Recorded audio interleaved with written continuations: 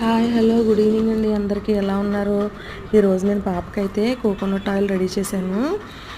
అందులో coconut oil ఆడించిన కొబ్బరి నూనె తీసుకోవాలండి. మంచిగా ఆడించిన కొబ్బరి నూనె తీసుకుని రేఖ మందార పువ్వులు, కరివేపాకు, గుంటగలగరాకు, గోరింటాకు, మెంతులు, ఆనియన్ సీడ్స్, చిన్న ఉల్లిపాయలు ఉంటాయి కదండి, అవి కూడా వేసి బాగా మరగబెట్టాలండి. 15 to 20 minutes మరగబెట్టాలి. అవన్నీ పూర్తిగా మరిగితాయండి.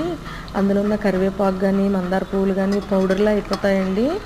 అవి మనకి బాగా మరిగిందని ఎలా తెలుస్తుందంటే కరివేపాకుని కానీ మందార పువ్వుని కానీ తీసి కొంచెం చేత్తో ఇలా నలిపి చూస్తే అండి పౌడర్లా అయిపోద్ది. అప్పుడు స్టవ్ ఆఫ్ చేసేసుకుని పూర్తిగా చల్లారిపోవాలండి. పూర్తిగా చల్లారిపోయిన తర్వాత ఏదైనా క్లాత్ తీసుకుని లేదా స్ట్రెయినర్ తీసుకుని వడపోసి ఒక గాజు సీసాలో వేసుకోవాలండి. ఎక్కువ రోజులు నిలువ ఉంటుంది. మీరు ట్రై చేయండి.